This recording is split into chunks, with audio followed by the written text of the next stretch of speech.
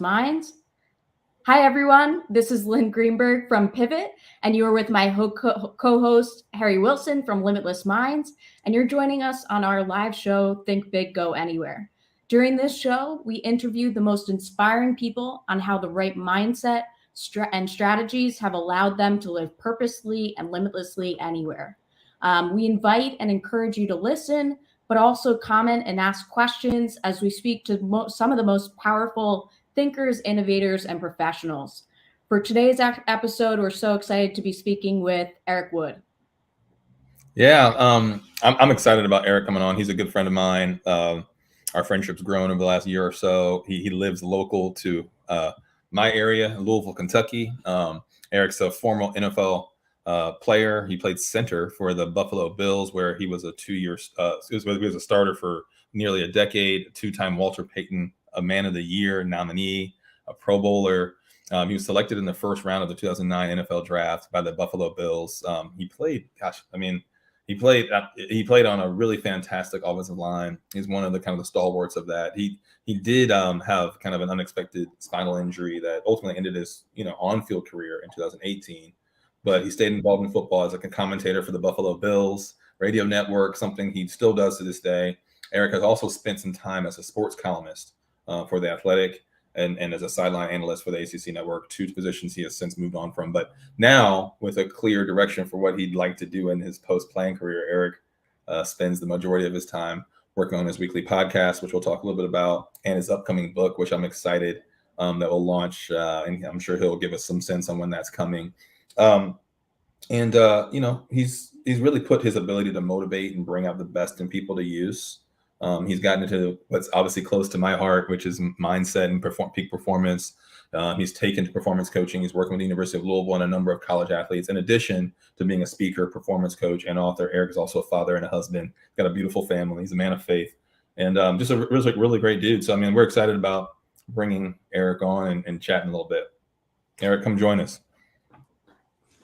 Well, I appreciate all those words from both you guys, and you say clear about what I'm doing now, and we're going to talk about transition, but oftentimes, it's never crystal clear. It's about constantly trying things and seeing what's best in that time of transition in your life. Yeah. Well, I mentioned, you were drafted in the first round of the NFL draft, 2009. We just had an NFL draft, a few weeks ago, less than a month ago. I don't know how closely you watched the draft. I know that your heart is in Buffalo, and they have a great team this year. But I wanted to ask you a little bit about that, right? Because I've always wondered what somebody like yourself learns from kind of handling the pressure of the high expectations, right? I mean, like, we be first round draft pick. There's a lot of expectations that come with, the money that may come with it, the position. Just the fact that they've taken a risk on you early. Like, what was that like, and what did you learn from that over your near decade career? Yeah, that's a great question, and I'll say this: it led me to some of the biggest regret that I had for my NFL career, and that was not enjoying the first part of my career because there was so much pressure placed upon, those guys drafted early in the first round to get that organization over the hump. I played in the longest playoff drought in all of professional sports at the time. So, and when you're playing in the city of Buffalo, as we all know, and we've got to see on a national level as of late, Bills Mafia, that Bills fan base is all in on the Buffalo Bills. So when you're playing in that drought, they're just so thirsty for a winner, and there's a lot of pressure placed upon you. And now I'm an offensive lineman. How much can I truly control in the middle of that offense? That's up for debate, but there is a lot of pressure on you. I got injured my first 4 years in the league. So there was always that looming sense in my mind, like, I know I'm not injury prone. I had people falling on my legs. That's different than having a nagging back and nagging hamstring that just keeps coming back, where you may not be taking care of yourself in a proper way. These were pretty traumatic injuries that I was getting, and they were contact injuries. And so that's a little bit different, but I will say there was a lot of pressure on that. And I think anytime you're the highest paid in your position, in your office, in your organization, there's a lot of pressure that you can put on yourself. Now, that's a good thing.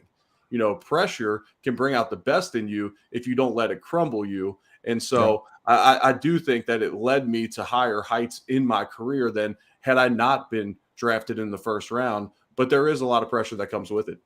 Yeah. Yeah. Well, I mean, we talk often about that, that pressure is a privilege, right? It's kind of that perspective of flipping pressure to the, as a performer, to realizing that, and when you're drafted high, or when somebody selects you for a job, or you're put in a position to to carry the load, or whatever it might be, it's really because there's somebody that is believing in you, right? And they're putting in this position. So it's a privilege you have to represent for your family, privilege to maybe represent for your alma mater, privilege to represent for that organization, whatever it might be. And so you start to realize that, like, hey, like, I really wouldn't want it any other way, because if nobody's tapping on my shoulder or selecting me high, then it's like, well, shoot, like, am I? Then I start thinking, am I good enough, right? Should I be here, right? You're exactly right. And that's where you have to have the right mindset and the mental clarity to say, look, in these moments, although there's a lot of pressure put on me, this is an honor and it's a privilege. I'm going to prepare to the best of my ability. I'm going to do everything possible to perform at my highest peak. And you know what? I can live with the results at that point.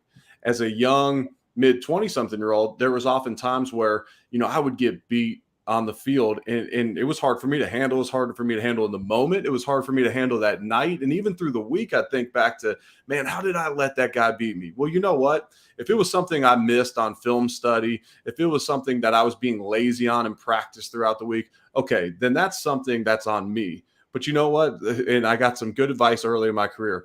The guys on the other side of the ball get paid too.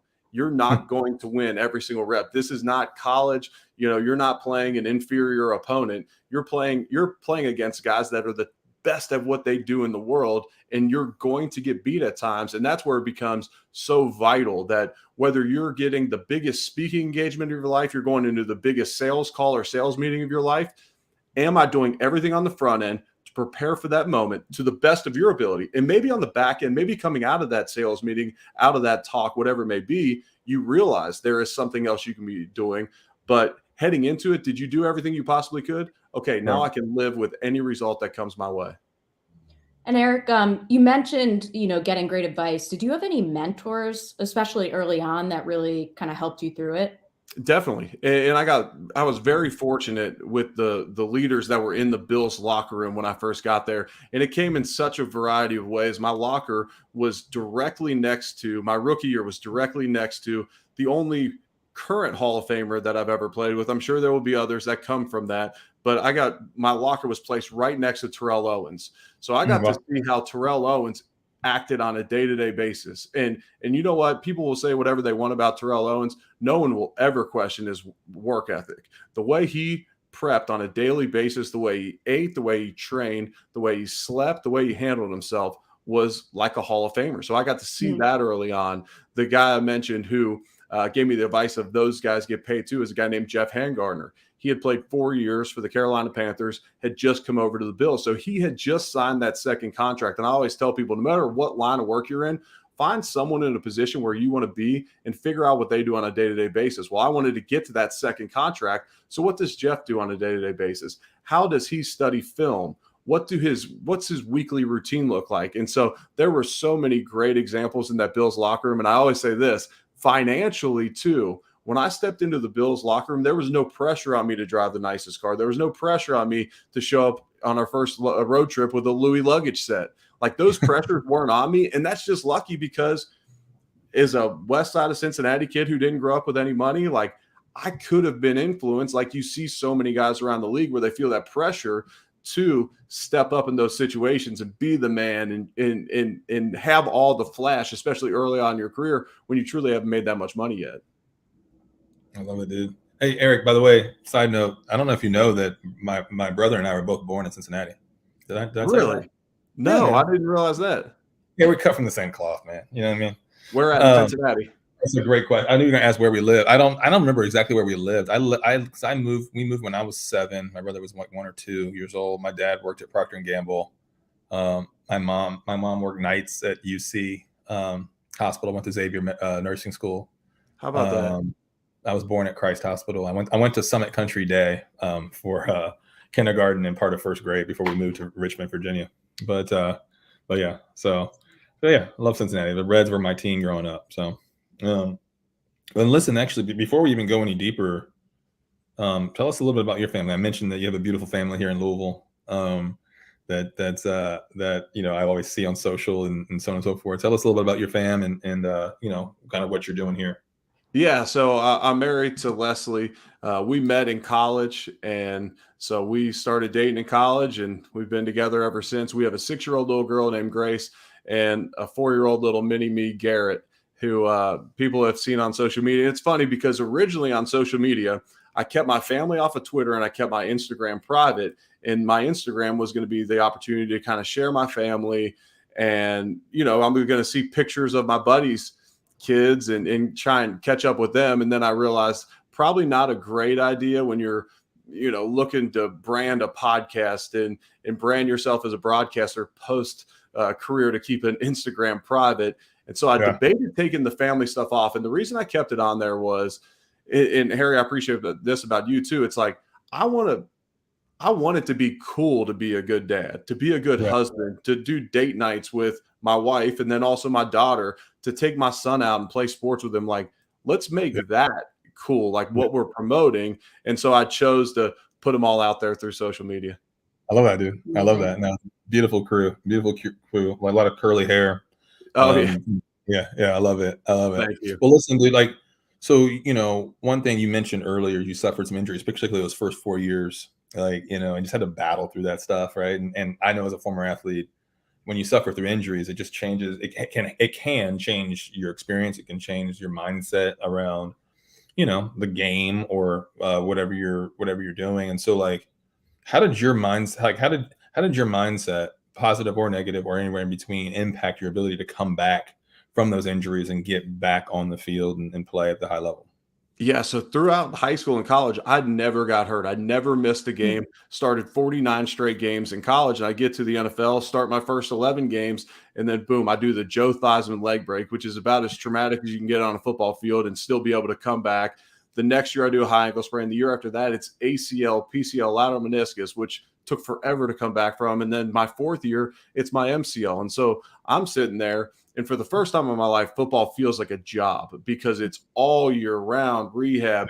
You don't feel good at all during the season. So you're doing everything you possibly can each and every week to even try and feel somewhat like yourself out on game day. And so for the first time in my life, it felt like a job, but it's through that time and it's through pushing through those times that I feel like I grew the most as a man. It's through that time that I really dug in on my relationship with Christ. I got baptized in 2012, and this is not a prosperity gospel message, but after that fourth season in a row of getting hurt, I examined a lot of things in my life, from training, from nutrition, to how I was preparing, to what I was doing during the season, because I was getting hurt towards that kind of later part of the season every single year, to my faith journey. I mean, I questioned everything, and it led me to a point in my life where I submitted my life and got baptized in 2012. And then I go on and start the most games for any active center in the NFL at the time. And like I said, this is not a prosperity gospel, but even at times of success, like people would have looked in and said, man, Eric was going to get extended for his contract with the Bills. Like, they re-signed him, everything's great. He's out there playing, I was alternate for Pro Bowl. Like, even through times of success, you could still be analyzing, like, what in my life can I be looking to improve? Now, this isn't a never be content in your circumstances type of message either. There's times in your life where you need to celebrate the victories and celebrate those small wins each and every single day. But in the same sense, to constantly try and be fully self-aware so that you can make those steps in life that are going to benefit you in the long run. Yeah. No, it's so true. And I'm sure, I played sports on a much smaller scale in D3 school in college. And it was those times of triumph and injuries and setbacks that actually really set you up for the next stage of your life. So I'm sure you're feeling that same way as you kind of, pursue your podcast and your life beyond sports as well. Yeah. And I have so much respect for the D3 athletes. And I say this in an extremely complimentary way. Like, there's one thing when you are grinding each and every single day to then go play in front of millions of people on a Saturday throughout television. There's another thing to know that it might not be broadcast it out to millions of people, but you're still putting in maybe the exact same amount of hours, time, sacrifice of your body. And that spotlight isn't necessarily going to be there. I have so much respect for those athletes. And that's where, when I have buddies and I talk to businesses and they constantly say, we look for those college athletes, that doesn't necessarily mean they're looking for those men's basketball. That's not the truth. They're looking for college athletes in general that make that day-to-day sacrifice, even if it's not those household names that you might know. It's not necessarily the quarterback that they're looking to recruit. They're looking to recruit those athletes as well, and maybe even more that weren't doing it for the spotlight. Right. That's a really good There's point. so many transferable, lessons and traits that you need as an athlete. I mean, we could go on and on that's why it makes, total sense. And Eric, with those injuries, I mean, obviously when you ended your career, but also when you were going through those injuries and you've never been on the sidelines before, did you have, I've spoken to a couple of athletes recently, and the one thing that always remains true to them is even when they're injured, they go through some sort of identity crisis, right? Where football isn't the end all be all. You're recovering. Did you go through a similar type of situation? I would say mainly when my career ended, that happened. When I got injured, it's almost like you get more attention, and then it's still all about you. I'm sitting at home and my wife is caring for me hand and foot, and even over our kids at times, because I'm laid up on the couch post-surgery. I remember when I broke my leg in 2016 against the Seahawks on Monday Night Football, fly all the way back through the night from Seattle. Well, we were supposed to be on our bye week, so my wife and daughter are down in Louisville at the time, prepping for me to come home for the bye week. And instead I got surgery in Buffalo the next day. Well, my wife's got to leave our daughter to come take care of me in Buffalo, and my in-laws have to come stay with my daughter. So even then you're still, that football player, that center of attention. But it's through those injuries that yes, your identity can be questioned, especially when you're thinking, man, is this the one to end it? What is going to be next for me? Am I going to be able to be okay not being in the athletic spotlight that I'm in now? Yeah. Hey, so during your career, did you live in Buffalo year round, or did you guys have a home here in Louisville, and then you'd come back and forth like during bye weeks and obviously off season? How did y'all manage that? What was the strategy? Yeah, I bought a house my rookie year in Louisville. So I found out quickly in Buffalo, not many guys live there in the offseason. And a lot of it's the inconvenience of the snow. It's not necessarily like, oh, the weather's bad. I simply some days cannot get to the facility to train. Like, that's not practical moving forward. I remember when I broke my leg my rookie year, there was a few days where I couldn't even get to the stadium to rehab. And I said, well, what am I doing here? If I can't get to the stadium and rehab, I need to be somewhere with better weather. I also got some advice heading into the NFL. And I said, I was asking guys, I said, why do people hit that sophomore slump in the NFL? And they were saying, your whole life training was mandatory. Never forget what got you to the NFL. So that first offseason, when training's no longer mandatory and you're in your hometown and you're not with the team, guys will take their foot off the gas. So I committed to going back and training in the offseason with the guys from the University of Louisville. So I bought a house in Louisville so that I could continue to train with them in the offseason. And did your family come with you, or did they stay in Buffalo? Yeah, they would commute back and forth with me. So what was that like, for your wife and fam, like? Because I mean, I'm sure, how tough was it to like build relationships, because a lot of people think about the athlete, but they don't think about, I'm close to it. I have it's close to my heart as a family member of an athlete. Like, you don't think about the ripple effects of the family. My brother just got traded to Denver, which I'm sure you know about, Right. You've heard about probably. But it's like the ripple effect of like, well, my mom, like Mom Dukes is like up in Seattle, like in some random town called Woodinville, which is beautiful, by the way. But like now she's like up there by herself, and like Russ is in San Diego in the off season. So it's like, she's just in Seattle, Russell's mom in Seattle, and Russell's not there. Right. So like the ripple effects of like, well, what now? Right. So like as a spouse, that's coming back and forth, potentially young kids, like how did she acclimate to that? And were there tools and resources that the Bills provided or didn't provide? What was that like? Yeah, that's a great question. So for us, that's kind of all we knew. Like we started dating 2 years, about a year and a half before I went to Buffalo full time. So in that first year, Leslie was still in school. So she commuted back and forth. And then beyond that, we lived together and that was just our lifestyle. So it's what we knew. And the funny thing is, you would think going to Buffalo, like this foreign town to her, and yes, there's an acclimation process, especially for her, because I have a built-in group of friends up there. She's got to meet the wives and she's got to meet our neighbors and everybody else up there. But it's funny because she grew to love the city of Buffalo. Now, Buffalo is an easy town to get acclimated from. We're not from a big city in Louisville. She's from Louisville originally. So she's not used to big city life by any means. So that wasn't a culture shock for her.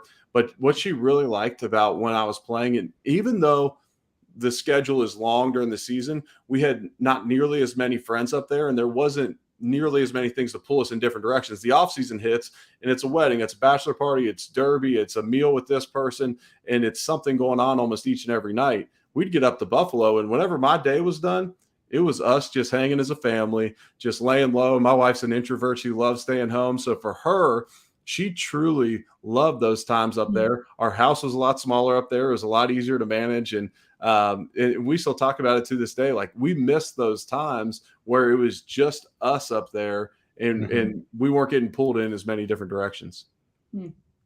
That's really interesting. Yeah. And you didn't have to worry about schools or anything because they were primarily staying in one spot, right? Yeah. And then my daughter did 1 year of like a preschool almost. You know, she was 3 when my career ended. So it wasn't that big of a deal either. I know it's really tough for families when you have to move your kids in and out of schools. I talked to Ryan Fitzpatrick recently, and he played for 17 years, I believe. His son is 14 or 15. There was only 2 years in his whole schooling career where he went to the same school the following year. And I know that's an extreme case, but you know, it's not all glamour when you look at the lifestyle of an NFL family, especially with kids moving. You spend half the year here, half the year there. Okay, well, if I stay here and I'm going to stay here full round, and most of the guys commute elsewhere, now I don't have all my buddies here in the offseason. I don't really know anyone. We don't have family here. We don't have babysitter support. So that can be a tough deal. But I commend my wife for truly loving those times, because she could have complained and said, look, my family and my friends and everything I know is in Louisville. But she took the mindset of saying, you know what, I really like this. I love that we have just our family up here and we're so tight knit when we get up to Buffalo. And then she also enjoyed hosting on the weekends. We'd always have friends and family come in for games, so we could look forward to those times as well. Yeah. Hey, what I know you had, like, in 2018 you finished, right? Is that right? Yep. That was the year. Yeah, I think y'all had just gotten to the playoffs, right? Yeah. After all that was after that long drought. Yeah. and then you are like announcing that, you know, because of an injury you may not be able to play anymore, right? Right. What was the injury? Was it a neck, a spinal? Yeah, so at C2, C3, I had disc and bone sitting into my spinal cord. And during that 2017 season, I was the only player on the team, one of the only players in the NFL to not miss a snap the entire season, but I was getting stingers for the first time in my life. And so I had just re-signed a contract extension before the season, or I just signed a contract extension before the season. So I'm slated to play there for a few more years. And we just got Sean McDermott. Brandon Beane comes in. I'm the first player he gives a contract to because he identified me as someone he wanted to kind of build around moving forward. And I exemplified the qualities that they wanted in a player, which wasn't necessarily superstar qualities. I'm not saying that. It was just kind of my work ethic. And then they knew that they were going to draft a quarterback earlier the next year. And as a center, I could be that veteran presence in front of him. And so we break the playoff drought. Everything's all good in Buffalo. I go in for the exit physical, and my son is about to be born. So I'm ready to get the heck out of Buffalo, get back to Louisville and see my son being born. And they talked me into getting an MRI on my neck. And thank God they did. I could look at it two ways. You know, had they not requested an MRI on my neck, I would have gone and played in the Pro Bowl, kept playing ball, but I would have been at extreme risk for paraplegia and loss of respiratory function because the disc and bone was at C2, C3, and it affects everything on the way down. So thank God that Dr. Cappuccino up in Buffalo, an excellent neuro guy that works with the Buffalo Bills, was able to identify it. And essentially that was the end of my career. And you want to talk about transitions. It's a lot easier to prepare for a transition that you know is coming. When you, for better or for worse, I had no idea it was coming. The bad news is I had no plans. The good news is I could kind of take my time and maybe take a little pressure off myself to take my time in that transition. Yeah. I mean, I was like, that's when talk about a career change. You know what I mean? Like, because it's like you said, you can't really plan for it. It kind of comes, I mean, abruptly, but maybe more so just kind of harshly, like, because especially as an athlete, it's what it's what you've been doing, and some, I think Len, you mentioned earlier, it's a lot of times it's part of of an individual's identity, whether they know it or not. They kind of maybe realize it when it's over. And so then you're kind of like, okay, I do have a number of skills, right? And I'm a strong leader. I know I can great with people. I have all these kind of skills that are really highly thought of. And, hell, you're a Walter Payton Man of the Year nominee several times. That's like the NFL's highest honor. Like, so you're not only do you know you have it, but your peers know you have it too. But it's like, then what do I do with it? Right. Like, Right. what did you major in like at Louisville?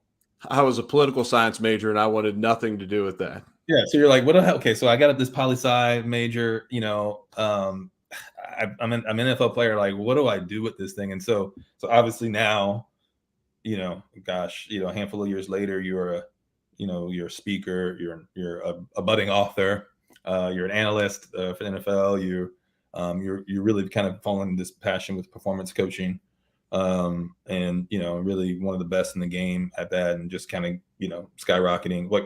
And you talked about Leslie, like it, and kind of like, because the going back from Louisville to Buffalo was kind of just part of your life. Now you're like home. Right. That might have been more of an adjustment for her than you planned. I mean, like, now you're home. It's like, what do I do with this guy? With I mean, there's nothing to do, right? But what did you like, how did you guys kind of attack the first year or so when you were done? Like, what was that experience like, and how did you win or lose that first year? Because I know there's a lot of your peers that struggle, both from a mental health perspective, certainly identity perspective, during those times of transition after they play. How was that first year for you, and what worked and what didn't? So the interesting thing was, when my injury happened, the Bills could not officially even release me as injured because my cap hit was going to be so high based upon my injury guarantee that they couldn't even cut me till May 30th. It was like the end of May, early June. So at the start of the league period, because they wanted to wait till the very last second for my cap hit to hit. Well, during that time, I cannot get a job. I cannot officially retire, or else then I'm moving away and that forfeits my injury guarantee. And I also was trying to lose some weight at the time because I played at 310 pounds, and I knew moving forward with 6 lower body surgeries, the more weight I could lose, the better for longevity purposes and feeling good. But I didn't even want people to see that I was losing weight, because that would mean I'm moving on and maybe I don't get that money, but also I'm not just going to sit around and pound calories to stay big for no reason anymore. Right. So it honestly led me to this time of obscurity for the first time in my life since maybe college or prior, where, I'm just completely out of the spotlight. I cannot go get a job. And looking back, I probably should have taken that time in a lot more peace and grace on myself. But when you're so driven to excel, and for someone like myself who, just being completely frank, I'm a kid of alcoholic parents. Those individuals generally look for affirmation from others, from success. You can go one of two ways. My coping was, I'm going to try and have as much success in anything I do. I'm going to get affirmed, and that's what I'm craving. And so that kind of period of obscurity was really tough to just kind of navigate. And should I put my foot in the ring for broadcasting? Well, wait. That might void all of this. And so it was really tough. Luckily, incredible family, incredible support system around me, friends, a life coach that I was working with, all helped me really grow through that time of transition. I ended up getting into broadcasting not long after, but in that summer, all the broadcast gigs are filled up, but I was able to do a little spot duty in the fall for Fox. I started writing for The Athletic, and just kind of trying to use what you mentioned. We're all born with these gifts and you develop gifts and talents and skills, try and use some of those to find some purpose in this next chapter of life. And it's not necessarily going and chasing a paycheck. It's how do I bring value? How do I use this platform that I got from playing a game for a living? How do I use this platform to benefit others, as opposed to saying, how do I put another zero in my bank account? Occasionally, usually I should say, when you add value to others, you are rewarded for that financially, but that wasn't necessarily my goal. It was, man, I need to start bringing value. And I used to joke when I was playing, I'm going to play for 16, 17, 18 years. And at that point, I'll probably be content just being a stay-at-home dad. My kids will be older. Well, that didn't happen. God had different plans for me. And then one more thing, because you mentioned Leslie and all that, I will say that one of my blind spots in that period of transition was how much Leslie was affected as well. And she had just had a child, our child, I should say, but she just had our child.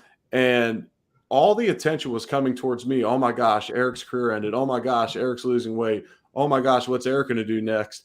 And during that time, I was not nearly conscientious enough of how that transition affected Leslie. And I would, I would talk to people and I would advise anyone through a time of transition, especially as traumatic as that, with a move and a career change, to really be conscious of how your spouse is dealing with those times.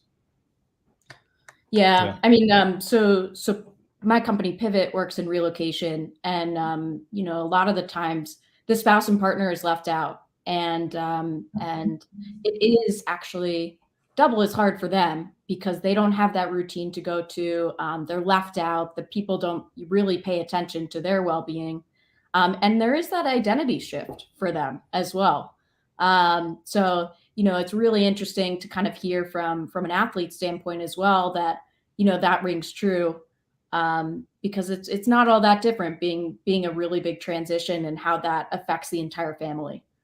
So what is Eric, does the NFL, I don't know, Alumni Association or NFL, do they offer solutions for, families and whether it be kind of as they relocate from team to team, like if you're Ryan Fitzpatrick and you're bouncing, or, potentially bouncing around. And then also when their career ends, like what kind of, do they offer resources? They'll try to. Yeah, they'll try to. And whether you use them or not is kind of up to you. I know I can only speak for the Bills, but I know if you came into the Bills, whether you're with another team or you're a drafted rookie or a signed rookie or signed off the street, they had someone that would help you try and find a place to live. They would advise you on maybe schools to send your kids to. They would try and help you out with, hey, here's how game day works and all that. So the Bills had resources there. And then transitioning out of the NFL Players Association has the trust, and they'll try and get you involved and understand maybe the benefits you have and the resources you have. And then I believe they're going to start more programs around, and this will come from the NFL Player Engagement program, where you might have a specific coach to help you through that transition. Because I was lucky. I had a life coach that I literally started working with because I was an accountability partner for someone else. And I got to work with him 6 months prior to my career ending. I'm the luckiest person you've ever met in your life. And I can give you a million examples why. But I started working with James McParland. I call him Mac. I started working with Mac 6 months before my career ended. So I had someone built in to help me through that transition, someone I could talk to and be really vulnerable with. And to be completely frank, and I'm sure with Pivt, you work with people like this all the time. It's not easy in this point of transition. And if you have good money and you don't necessarily have any like glaring things going on in your life, people don't want to hear you talk about your complaints. No, and especially for my spouse, no one wanted to listen to Leslie say, oh my gosh, Eric's home all the time now, and he could be a dad at home and a husband, and he doesn't really have purpose in his life right now. But no one wants to hear that. Her friends would be like, look, you have financial security and your husband's home all the time. You don't have to move back and forth. Like, what is the big deal? And they don't have any sympathy, for better, for worse. I can't really blame them either, but they don't really have any sympathy in those moments. Yeah. That's a really good point. I mean, I think that I certainly admire, how you've and it's always a constant journey and always a quest for new knowledge, new experience that, I'm excited to see what you do next. I've been really, being a Louisville guy and knowing that you're down the street and you spent some time, like I just really admired how you've handled your post-career, and certainly the tremendous reputation you have as an NFL alum, but certainly, as a man, as a father, as a husband and stuff, it's been pretty cool to watch. I've been excited to see what you're going to do next. In fact, actually, I wanted your podcast. What is, for the folks that are engaging now in the audience, what's your podcast called? What's kind of the thesis of that? Where can they find it? Well, I appreciate those words, and I have such a tremendous respect for what you're doing. I reached out to you and asked you to go to lunch in Louisville because I respect what you're doing out in this community and this world as well. So thank you for that. But my podcast is called What's Next with Eric Wood. I started it in 2019 kind of as a way to create some content. And after that period I mentioned of obscurity, okay, I need to get some content out there. I need to get better at interviewing people because as athletes, you're always getting interviewed. So asking the questions, be able to hold those conversations, whether in long format or in short media sessions, I got to be able to have those conversations, get better at that. Okay, well, what's my niche going to be? My niche is, okay, what's next? I'm trying to figure out what's next for me. There's a lot of people out there that are trying to figure out what's next for them. And so come along with this journey as me as I learn from high performers in a variety of industries. And I'm out there to look, and our tagline is, we want to help you make your what's next in life your best yet. And I just feel like if I'm learning, everyone's learning along with me. And, could I have way better ratings if I had a Bills guest on every week or a former Hall of Famer or whoever else I could get connected with from the NFL community? Probably. But to me, that doesn't interest me nearly as much. And like I mentioned, this isn't about adding another zero to the bank account. It's about providing value. And I just feel like I've learned so much from so many different guests that I've had on the podcast that it's just been invaluable to me personally. And I feel like each and every week, as I have a 30 to 60 minute conversation, those are almost personal coaching sessions on me. And then the relationships that you build, similar to us three on this call, you guys are going to know more about me in 1 hour or 45 minutes than many people who have spent 5 years with me. Yeah. And so that's where the podcast space can be so fulfilling. Yeah, it's pretty great. Yeah. And Eric, you said there might be a book in the horizon. Is that right? Yeah. So inspired by so many of the podcast guests and the information that they gave, I have a book coming out pre-sale in July. It'll go on sale in October called Tackle What's Next. So very similar themes to the podcast, but in this time of transition in your life, how do you tackle what's next to the best of your ability, bringing a vision to it, examining your gifts, creating a daily routine? Because we all know in transition, one of the hardest things is, what's my new routine look like? Okay, well, how do you structure that routine to make it serve you? Well, I have all this information from podcast guests that I can compile and deliver it to the audience. And our thing on transition is, transition may be a catastrophic event in your life. It could be a death of a family member. It could have happened through COVID. It could be a loss of a job.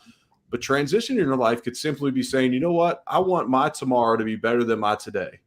And here are some steps. Here are some practical tools, tips, lessons from our guests and myself personally that you can make that happen. And then I throw in some NFL stories because that's my experience. That's what I can bring to the table as well. Well, I mean, and it's such great timing for that kind of what's next kind of topic on like how to kind of reinvent yourself, right?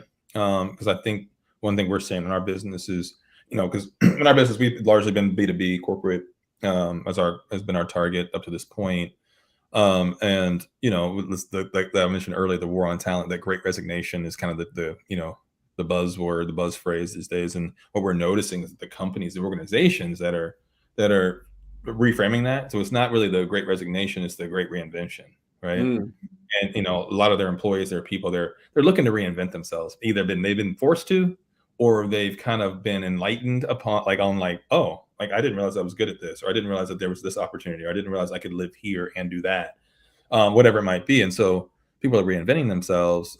And so the companies that are allowing their people to do that, whether it be work from home forever, or whether it be hybrid, whether it be new roles and technology, like they're winning, right? They're the ones that are winning. And so whether it be organizationally or individually, Courtney and I, my wife and I, talk a lot about like kind of these little micro reinventions that are kind of exciting in your life, right? Whether it be just trying something new you've never tried before, whether it be changing that routine up and kind of reinventing that routine. Maybe I've been working out at Orange Theory for a year and a half. Now I want to try F45. I don't know, right? Like it could be anything, right? Just to kind of keep it fresh, whether it be relationship, those things you got to do to keep the relationship fresh and tight, and or a business, whatever. It's like that. It's that ability to reinvent yourself and constantly kind of look for opportunities to reinvent. So I think now this 2020 to 2022, I think that's been a big topic, a big thesis that has been kind of the underbelly for what's happened over the last few years. And so I think it's really good timing for that book. So I've got to let us know what the timing of that coming out and where we can get it. And we're excited for that to come out, man. Congrats. Yeah, I appreciate that. And this is not a point in the book, but it's almost like when you go away to college, even if you're not going far to college, like you can be whatever version of yourself that you want to be in that moment. It's like you probably went to school at least for the last 4 years with the same people. Well, you kind of are who you are. Maybe the last 12 years. So you are who you are. You go to college, you could be kind of this different version of yourself if you like to be. Well, COVID took a lot of people, at least their proximity changed, like their location of where they're working. Well, now you could be that different person. And I loved your example with the Orange Theory and the F45. And I always make these kind of health and fitness comparisons, and they're great for a number of reasons. But one, they're visible, so you can see these changes. If you create a meditation practice, that's going to make huge benefits on your life, but we might not be able to see it on the outside. Right. Like when someone commits to a health and fitness program, you can see that from the outside. And so, okay, are you going to make those physical changes in your life that are probably going to serve you in all aspects of your life? But that's one way that you could say, look, I'm going to commit tomorrow to making it, little baby steps, 1% improvement that over the course of a year are going to just pay dividends in my life. Yeah. I love it. Well, I think that's a good closing point, man. And we appreciate you coming on the Think Big, Go Anywhere episode and podcast. Really appreciate it. I know I'm going to see you around town. We'll get together for sure on our end. I know Lynn was excited to meet you, and I know you're also an investor. Lynn's always looking for investors, man. So who knows? But she's got. I so appreciate just learning about your story, and I think you inspired me. I'm sure you inspired everyone else out here, and so. Please let us know when the book comes out so we can share it with everyone listening, and more importantly, we can read up on it. But really exciting to kind of see where your career is headed, and looking forward to the future. Well, I appreciate you both, Harry and Lynn. I appreciate the message that you're putting out into the world. The more content that we can get, like the content that you guys are putting out there, the better. So thank you guys for that as well. Thanks, brother. We appreciate you. Thanks so much. We'll see you soon. Yes, sir. Peace.